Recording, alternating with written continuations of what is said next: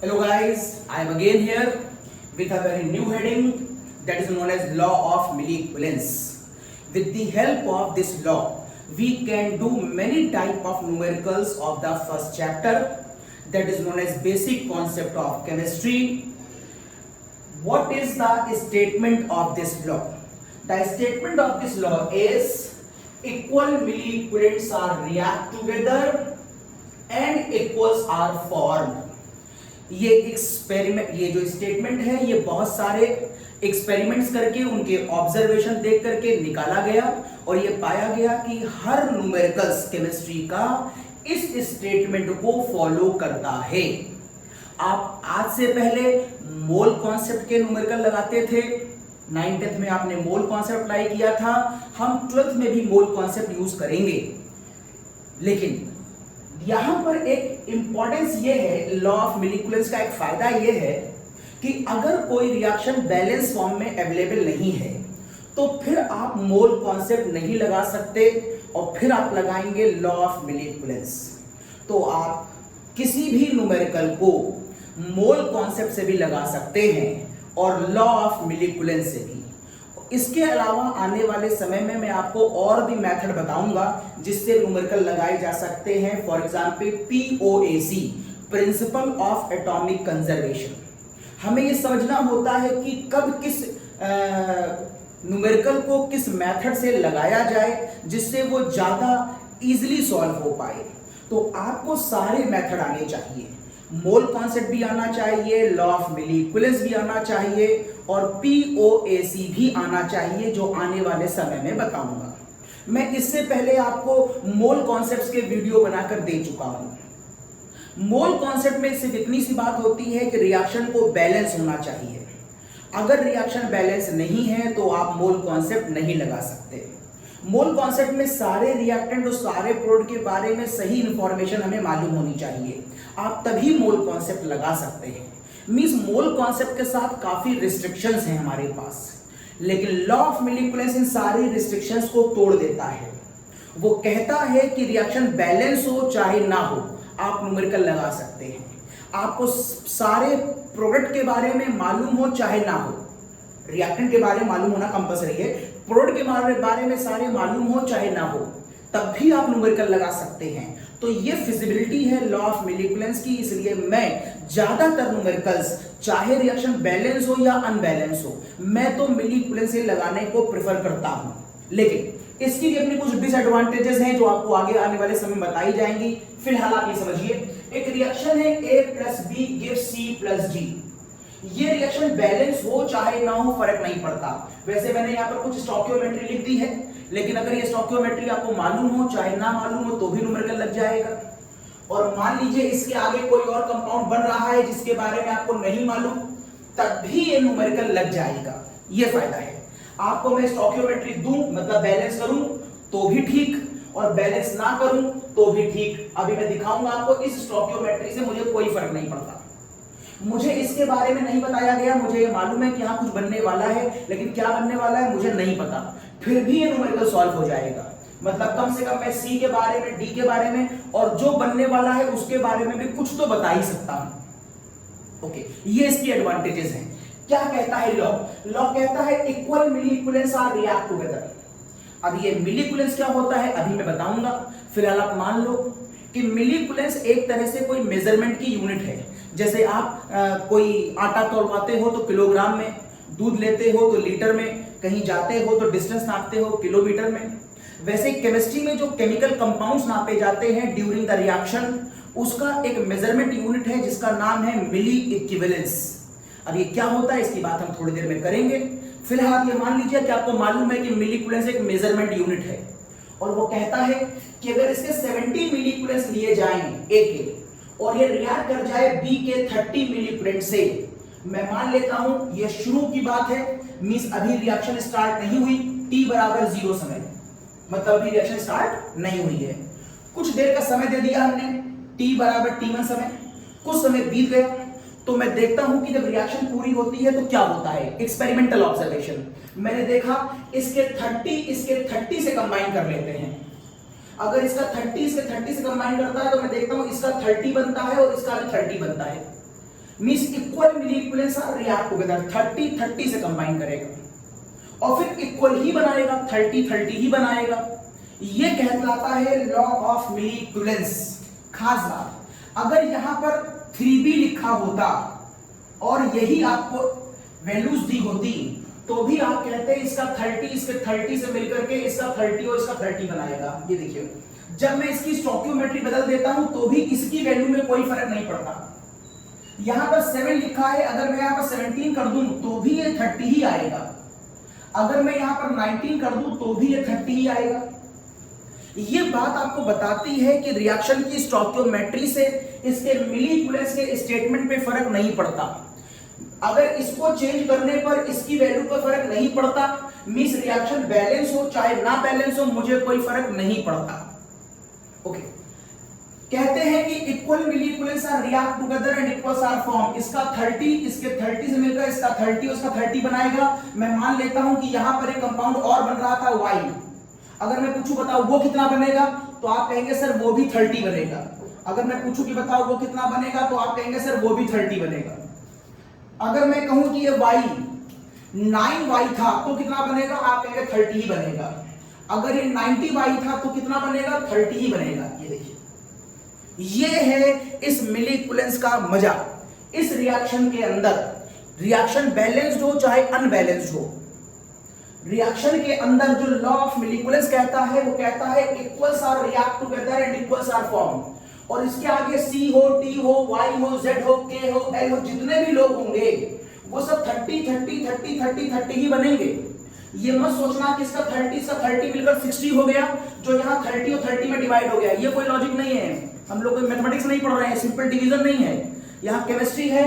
यहाँ 30 इसका 30 से मिलेगा तो ये भी 30, ये भी 30, ये भी 30। अगर आगे भी कुछ और है, Y के बाद Z है, K है, L है, अगर है तो वो सब 30 ही बनेंगे। ये एक्सपेरिमेंटल ऑब्जर्वेशन के थ्रू आप इसको याद कर लीजिए कैसा ऐसा होता है। अब जो चीज पहले यहां फिनिश हो जाती है, इन दोनों में पहले फिनिश कौन हो गया, ये जो पहले फिनिश हो जाता है उसको हम कहते हैं लिमिटिंग रिएजेंट। ये बड़ी खास बात है।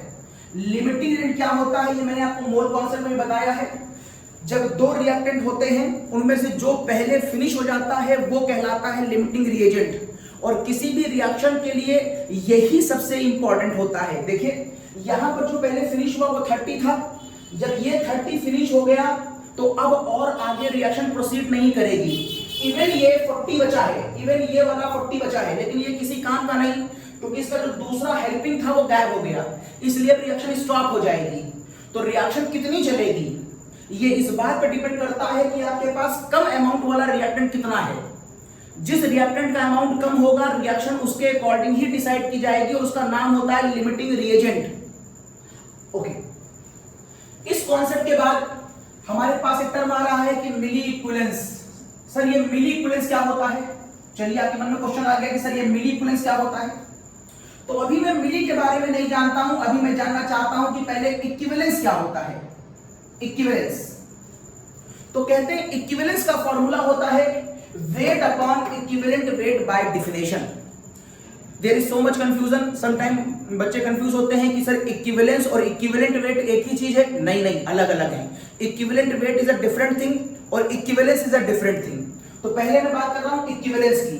तो इक्विवेलेंस क्या होता है, वेट अपॉन इक्विवेलेंट वेट होता है।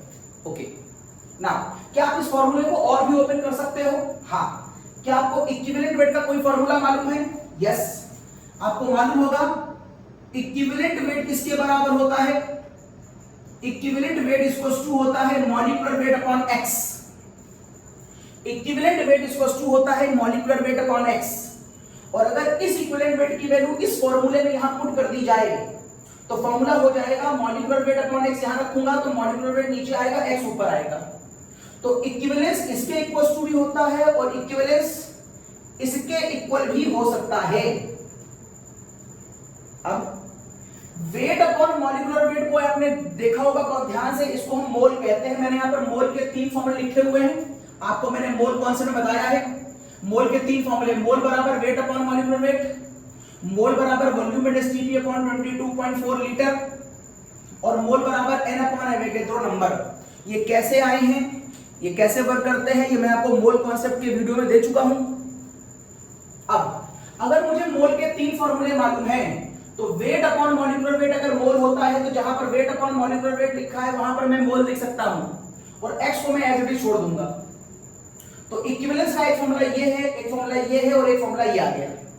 जहां पर मोल लिखा है वहां पर आप मोल बराबर वॉल्यूम एट एसटीपी लिख सकते हैं। तो जहां पर आपने मोल लिखा है वहां पर लिख दिया volume at STP upon 22.4 litre और x एज इट इज। तो ये वाला पूरा फॉर्मूला भी इक्विवेलेंस के बराबर हो गया।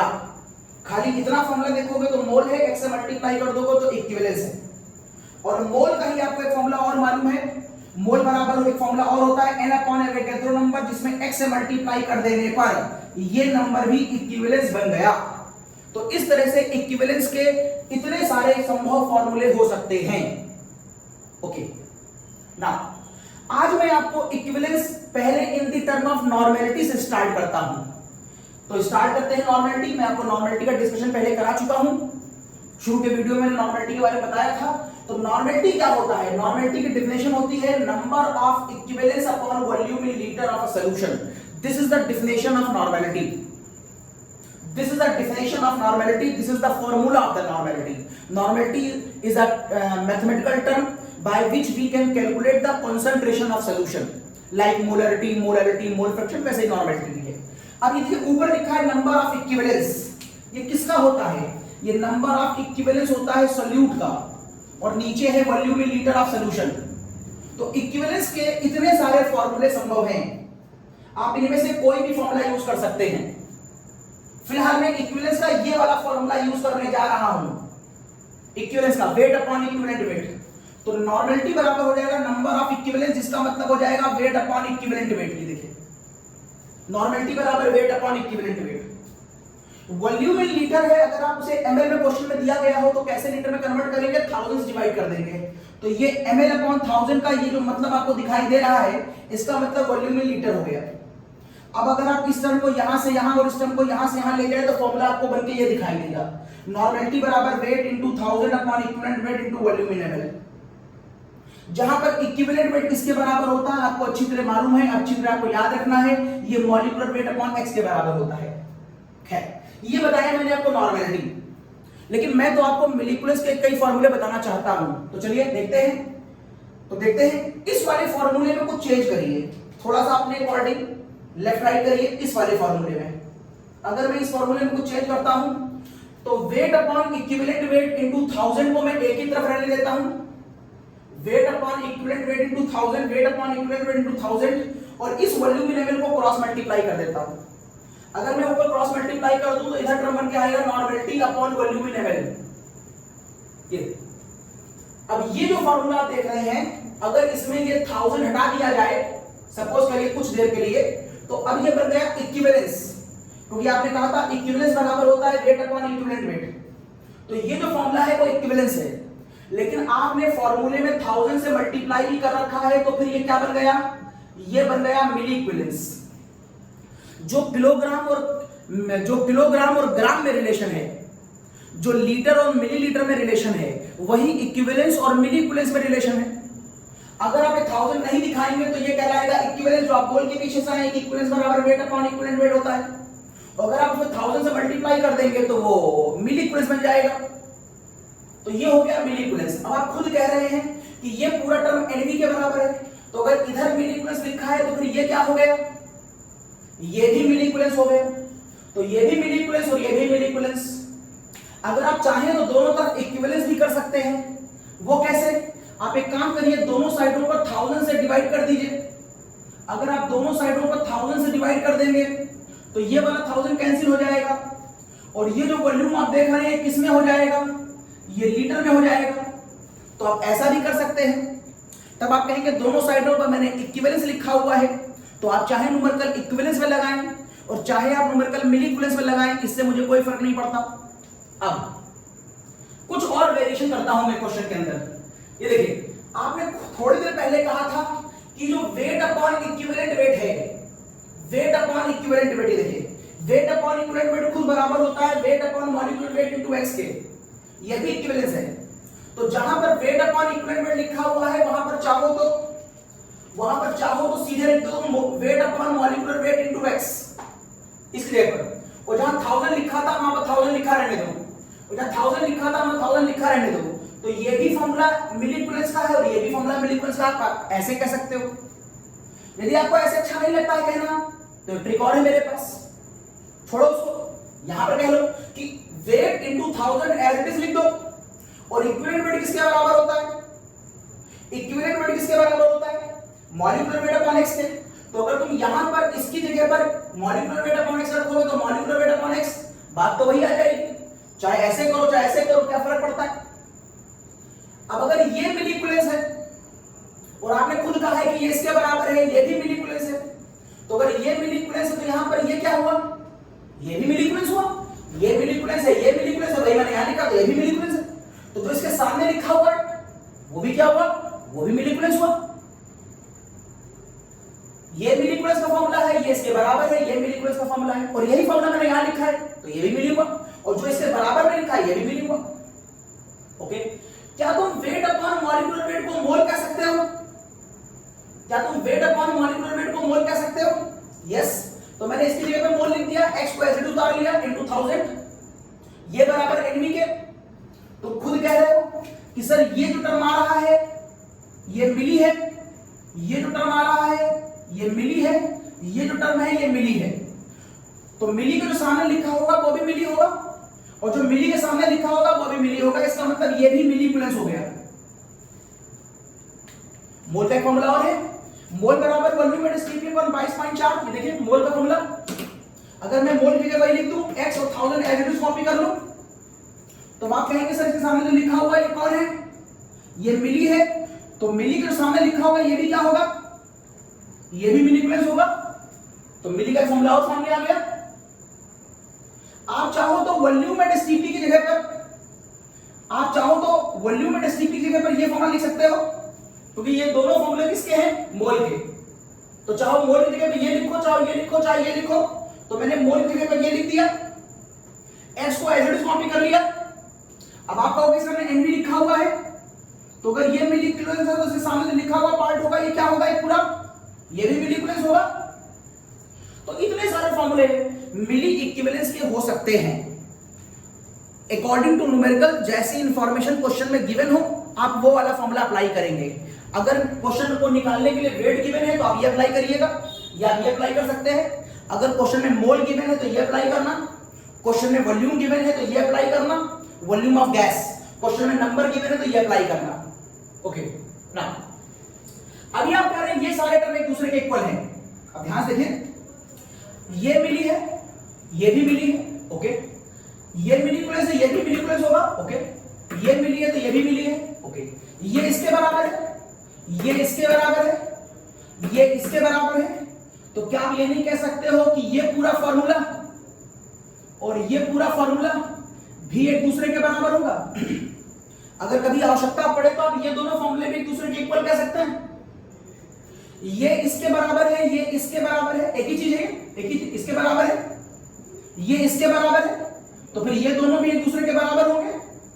आने वाले समय में अगर आप चाहो तो आप इस वाले फॉर्मूले को इसके बराबर भी कह सकते हो। कोई जरूरी नहीं कि आप हमेशा इसको इसके बराबर बोलो।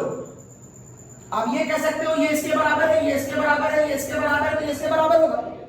तो आप इन दोनों को भी इक्वेट कर सकते हो। अगर किसी क्वेश्चन में वेट दिया है और मोल दिया तो फॉर्मूला अप्लाई कर लेना। आप कह रहे हो ये इसके बराबर है, ये इसके बराबर है, ये इसके बराबर है, तो आप ये भी कह सकते हो कि ये वाला फॉर्मूला इसके बराबर होगा। ये इसके बराबर है, ये इसके बराबर है, ये इसके बराबर है, तो आप कह सकते हो कि ये वाला फॉर्मूला इसके बराबर होगा। तो आप किसी भी फॉर्मूले को किसी के इक्वल कर सकते हो क्वेश्चन में।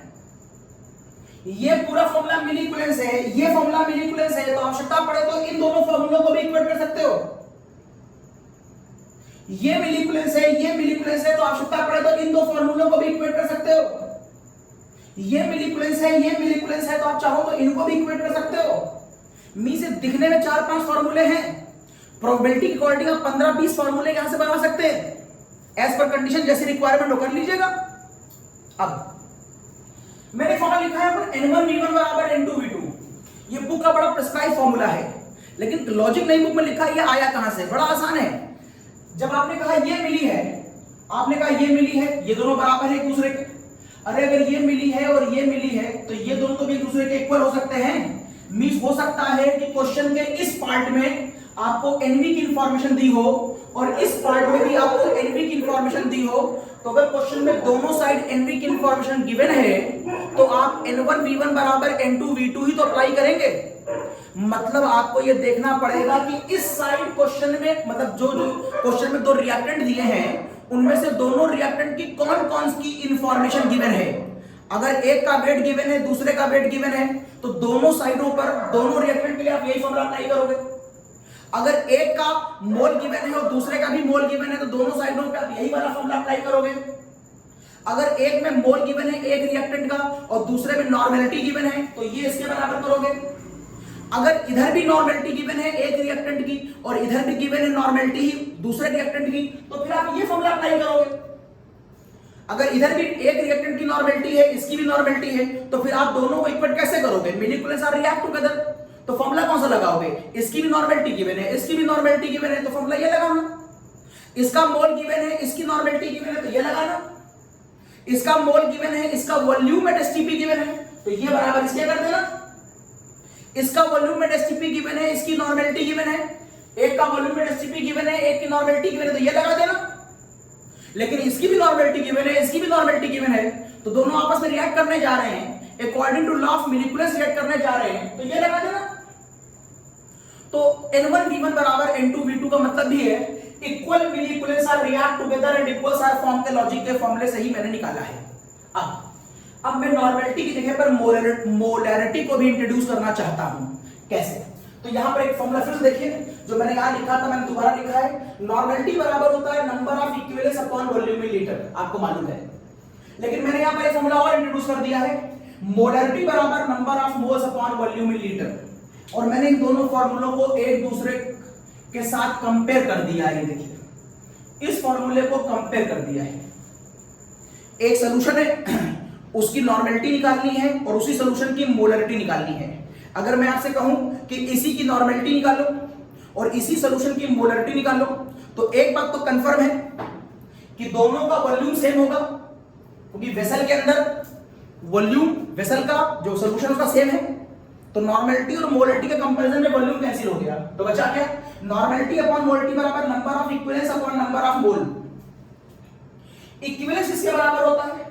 आपको मैंने बताया था इक्विवेलेंस के कई फार्मूले, उसमें बेसिक फार्मूला होता है mother formula, wait upon equivalent wait. तो मैंने कहा इक्विवेलेंस बराबर हो गया वेट अपॉन इक्विवेलेंट वेट। और मोल किसके बराबर होता है? कई फार्मूले होते हैं मोल के, but the mother formula is weight upon molecular weight. तो मैंने लगा दिया वेट अपॉन मॉलिक्यूलर वेट। फिर अगर मुझे इस सॉल्यूशन की नॉर्मेलिटी निकालनी है और इसी की मोलैरिटी निकालनी है, और इसमें क्या डाल दिया मैंने? शक्कर डाल दी है। कितनी डाल दी है? मान लो 1 चम्मच डाल दी है, तो 1 चम्मच शक्कर इसमें पड़ी हुई है।